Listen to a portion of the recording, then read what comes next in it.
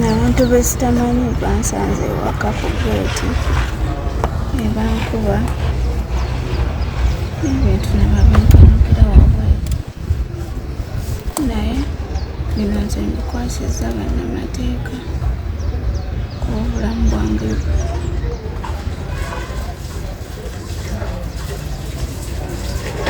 tebuliseewo. Omukulu Lwasa ayogedde mukola era yategedde ku nsonga eno nti wagobeddwa mu nyumba. Simanyi okuba essimu yange baginzigyeko ne basiimula buli kimu namba siina ssente ne bankuba ssente ne bazitwala zinabadde nina uwendi siina yadde 10 buli kimu kinabadde nina ne bakintwalako. Nsaba nnyo Batute sente sente zange nnyingi zayidde ntono kuba nadde ngenda kutandika kukola nga nsasuddeko ekiduuka. obudde bwabadde ssaawa nga mmeka bino byonna ebyatuuse? Yabadde ssaawa 12. Ssaawa 12 ez'okumakya. Ntegeeza tewasuze waka? Nasuze waka okubeera gye bansanze. Ekigambibwa nti bakubye baani abakubye wabategeddeko? Sibamanyi badde basajja nga 5. Badde basajja nga 5? Babadde bakagudde ekyo. Waliwo ekigambibwa mbu waliwo obutakkaanya wakati wo n'abaana mu nsonga z'omu maka ago. Kati be tebalina bibuuza nze balina bibuuza kitaabwe. Naye nga gwa siina musango sinze yeereeta ewaka. Kitegeere ebiera tuze tubyogerako byebiera njogera kintu kyekimu siisangako bubi muntu wakaawe. Kati obuzibu nze bw'okubeera ewaka sinze nina okusootinga ekyo ekintu omusajja yalina kitegeeza. Naye wano bintu bituuse ebyange mbikwasizza bannamateeka kuba sikyabisobola obulamu bwange otambulira mu kutya essaawa zino kuba bankubye ne bampisaasi bulungi ekimu ne bakintwalako. Ebyo bulijjo nze mbyogerako saabyogerako kuba nze ndi mu bufumbo sirina gwe nina naye nkolagana nti oba ki ekitegeera kuba bali abaana bakulu sijja kugamba nti ate ompita omwana omunaaza ate namukuba ekitegeera bali baana bakulu. Ebigambibwa nti omukyala w'ebweru y'omu ku baavuddeyo gye bateekawo embeera. Nsagala kwogera bingi kyenkoze ebintu mbitutte mu mateeka ekyo kyokka kyenjagala buli omu afuna obwenkanya. Kati nsibwa si bulungi kukyanga na fumbiro ate nti abantu tebasobola kumanya munaye kiri mu nju. Kati essaawa zino ku poliisi okolawo ki?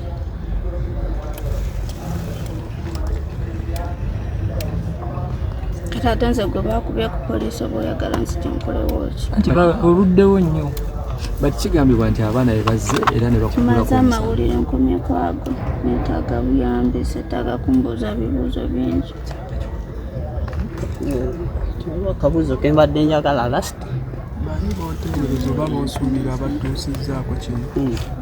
Ebirala banaabifuna obulala. Ate ekigambibwa nti abaana baawabye nti gwe ewata akatambi. Okuky'abaana kale ekyo nga kiwedde ogambye bakuyisiza bubi tubadde tukusuubira kubanga saa zino ogenda mu ddwaliro. Ngenda mu ddwaliro nina ki? Ddwaliro banampa ddagala lya bwereere. Kati engeri ebintu gye babisudde ebweru ogenda sula leero.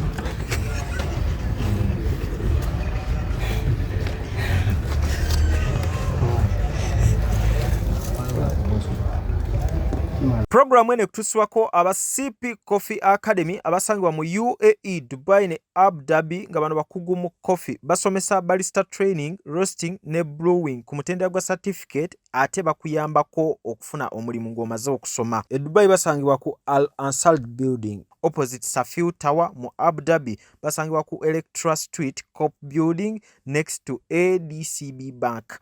abeetaaze osobola bakubira ku namba z'essimu eziri wansi awo kossa ne website yaabwe. Ziwa and Sons suppliers w'ebikozesebwa mu kisenge ng'ofuula ekisenge kye ekyenjawulo kirabike bulungi. Gula amasooka amalungi, bed cover, duvet, mosquito nets, towel ne kalonda yenna agwa mu kkoero. Basangibwa ku Mukwana Arcade n'ennamba y'essimu weeri wansi awo. Ayagala okusala weight omugejjo okufuna 6 packs okukuuma omubiri gwo nga guli fit n'okuguzimba, noonya omwami Roy Mubiru ku YouTube olabe videos ez'enjawulo ng'asomesa era ng'abuulira abantu engeri gye mulina okuba nga mukuumamu emibiri gyammwe n'emmere gye mulina okubeera nga mulya. Subscribinga ate era munoonye ne ku nnamba y'essimu awo ayongere okubeera ng'akubuulira ky'olina okuba ng'okola. Arapex Tile Adhesive and Grout eri ayagala okusiba tayo ze zinywere mu ddiiro, ku lubalaza, mu kisenge oba mu kinaabiro, oli wa ddwaliro, oli wa arcade oba ekifo kyonna kyoyagalamu obugumu obw'enjawulo olw'ekirungo ekiteekebwamu. Amwetaaze genda mu hardware ekuliraanye Sidin Tile Center ku Salama Road, kossa n'ennamba z'essimu nga wooziraba wansi awo ku screen yo. Bakubireko tojja kwejjusa.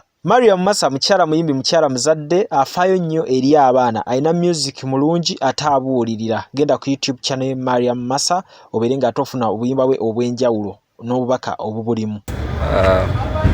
Kitegeddeko nti klaati waffe Angel yakubiddwa abantu abatadategerekeka, ebintu bye ne babisuula wabweru w'ennyumba. Bwe kujja ku poliisi kuno gulako omusango akole report essaawa yonna abakikoze, oluusi poliisi enoonyereze esobole obbakwata bavunaanibwe mu mateeka. Waliwo ekigambibwamu abaana be basoose okuwala ku poliisi nga bawabira maama waabwe kubanga yabadde abatulugunya era ne bamuteekako omusango saako n'okutta akatambi akaswaza kitaabwe nga bye bimu ku misango gye bamuwabye. Ensonga ezo mbadde sinagitegeerako era kiraatu waffe tanagitugambako ku misango gy'ayina oba gye bamuwaabidde, wabula gyatutegeezezaako gye gigye gyaguddeko. Bwe banaaba nga bamuyise okujja okukola statement kwogwo omusango bamuguddeko n'atuwa instructions tujja kujja nagyo tukitegeera, naye ku luno atuyise ku gigye gyagoze ki gyaguddeko, so giri sigimanyi. Ekiriwe bagamba ebintu Lwasa yafulumiza ekiwandiiko oba yafulumiza eragira omukyala okuzaayo ebintu n'okuzaayo ewaka era ne bamugamba maka ne bamusuubira n'ebintu wabweru saako azeeyo emmotoka gyali musaabazi. Ekyo tanakitugambako nti baawe yamusudde bweru ewa motoka agisaba agizze, wabula ye kyatugambye nti obufumbo abukooye. Atugambye tugende mu maaso tuteeke omusango gwa divorce okubagatulula kubanga bafumbo mu mateeka.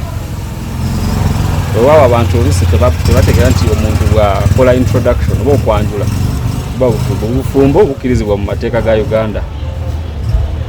Nti lwakuba nti obufumbo obwo omusajja akkirizibwa okuwasa abakazi abasukka mu omu mu mateeka, naye era tekikkirizibwa okuhavinga affairs n'abakazi bali bootagatta oba bootayanjula, oba okkirizibwa okwegatta nabo bwe bayanjula, naye bw'ogenda mu maaso niwegatta n'abo bootayanjula buba bwenzi era ze zimu grounds oba kwosinziira okusaba kooti okuwawuliza obufumbo bwammwe bwemubeeramu. kati zino ensonga zitandika ddi, omusango kitandika ddi okuba nga kitandika okwajja? Tutandikiddewo tugenda kufayiringa mu kooti tuteekeyo emisango gwa divorce ogwo, naddala tugenda tuteekamu application esaba kooti omukyala omuza mu maka ge nga bwe balindi emisango gya divorce okugenda mu maaso. So tutasooka tuteekeyo omusango gwa divorce ogwo, naye era tuteekeyo omusango kugusaba kooti ezze client waffe mu maka ge nga bwe tuwuliriza emisango. NTV, UBC, Cavuton Music, Star TV, U24, Magic One, Spark TV, kwegamba emikutu mingi ekintu tukiwanikidde so mumbeera no just weskemoko wano so katwogeremu ku nsonga emu bbiri tulaba tuli bulaga kibeera mu Bulenga Mitiana Road I don't know what wali funny ziriko bitano Busega Bulenga Bulaga Buloba then ne Bujuko badde sikigenderera by the way ekyo badde sikigenderera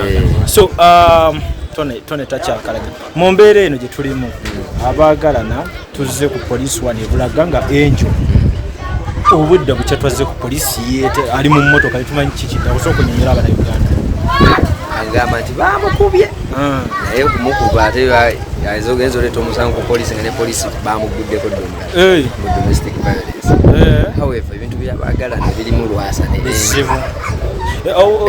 ebyabagalana bizibu naye birimu Lwasa Angel bizibuwala nnyo soka ombuulire Angel omukyala mweru w'omutunuulidde afaanana okukubibwa according to you just I'm not a doctor atoli musawo oli mukyala mweru tujja kwetaaga police surgeon mwezongeyo naye ng'ekikulu kya byonna baganda baffe just kaisaawo tubawo ekifaananyi kiri ku poliisi wano mukyala wa Lwasa Angel waali looya we tumulabye tufunye eddoboozi lye mu mbeera ebaddewo erimu obutambi erimu abaana ba Lwasa mulimu mukyala okuyitibwa ku poliisi olwakatambi ye alabika ddi abadde ayina labika jjo ne balinda nga talabise ne bagamba leero talabise ate tugenza okuddamu muwulira ng'ali mu gino kati nga tuli kujja mukyala kale tugenda kuba nga tukoma wano fonaawo amannya gange nze Nsuuga Mustafa nkola ne Alihira Holdings era ndowooza abantu abazze batukubira bagenda olaba nga yenze yennyini bwe balaba mu vidiyo ate nze gwe balabye ku site yaabwe Biodigester kirabise nti kati abantu batandise okukkiriza nti gwe mulembe oguliko kituufu kuba okusookera ddala omunnayuganda yali amanyi nti yaabo bokka abayina enzigi enfunda kuba tuze twogerako nga ddala olabira ddala ennyumba eri wano naye nga tetulina kabuyonjo we tugiteeka ku mulundi guno apartments zino zirabika nga zirina space nnene nnyo naye era nabo basazeewo okukozesa nkola eno basazeewo okukozesa nkola eno lwa nsonga olw'ebirungi n'emisomo gye tuzze tukola tusomesa abantu tutundire ekinnya mulundi guno engeri gye mukikozeemu leero ndaba mwawudde mu bibiri saate bulijjo tubali tulaba nga ye batadde tanka eno wabbali kwe muteeka amayinja Biodigester neeri entono kuba kati ndaba mwasemba otulambulako nga tukola entono ey'abantu 40 eno y'abantu 100 gye tuzze okukola olwaleero so ekigikozesa nti nno oluusi twawudde lwa nsonga bantu 100 kitegeeza amazzi mangi oluusi ky'ovalaba nti omuntu oli ankubira ne mugamba ogenda giteeka ku nnyumba y'amaka apartments muzikiti ekereziya so oli wambuulira ki kwagenda ogiteeka nsobola determininga ne ngamba otuteekewo y'abantu 10 otuteekewo y'abantu 5 oba tuteekewo y'abantu 4 soko tulambuliye ku migaso nannyini nyumba zino gyagenda ofuna mu Biodigester eno gye mumukoledde kakati nannyini nnyumba eno yeesiimye nnyo lwa nsonga nti eno Biodigester era emigaso gyayo egigirimu gyagenda ofuna ekisooka tagenda keera lunaku agambe nti bannange septic yajjudde nti nno ajja aleeta ekimotoka ate kimuggyako ssente ng'olwedde yagizimba so Biodigester tegenda keera ku makya nti ejjudde so nawe ekyo ogwo mugaso gwe gusinga kubanga eri gundi yaffe twagikolanga naye ate era still ng'ejja n'ekulya lwa nsonga nti ebeera etuuka n'ejjula so etuuka ng'esigala ekulya wadde nga ate wagiteekamu ssente eyo nnyingi ekyokulala nti beauty ye egenda vaayo eya compound nti nno pavers zigenda kuva eri engulu yonna gye mulengera paka eno amazzi era gagenda draininga gano ag'enkuba nga gagenda mu kaala akali ebbala awo nti nno beauty y'olujja egenda vaayo bulungi nnyo newe manjagala simbawo omuddo kisoboka n'oba oyagala simbawo omuddo ogwo kubanga kati singa owa kamera waffe akulaga nti nno system ogira nti eri wansi fuuti 2 kweno level kwe tuyimiridde wansi fuuti nga 2 so omuddo kakube gulina emirandira gitya guba gujja mmera yes bannange tetukolera bagagga bokka ate era tetukolera tetusijja bayita baavu omuntu wa wansi omufuna mpola fenna gye tuggwa nange ndi mufuna mpola so sikolera bantu sina kika kye ngamba mbuno nno nkolera baneeno wabula buli omu era buli omu nga bwozze bwe tukola ki bwe tukwata kati Alihira Holdings Uganda Limited tusangibwa Kamoocha Prince Charles Drive plot 45 Kamoocha we wali offices zaffe tuyine namba z'amasimu esooka ya Airtel 07017669992 neya MTN 0789224230 abasinga batumanyira mu biodigester kuba bwe tuvudde nnyo mu kamera naye nga abaklanti baffe abapya n'abakadde bagenze bakitegeera nti no ne general construction yenna mwetuli.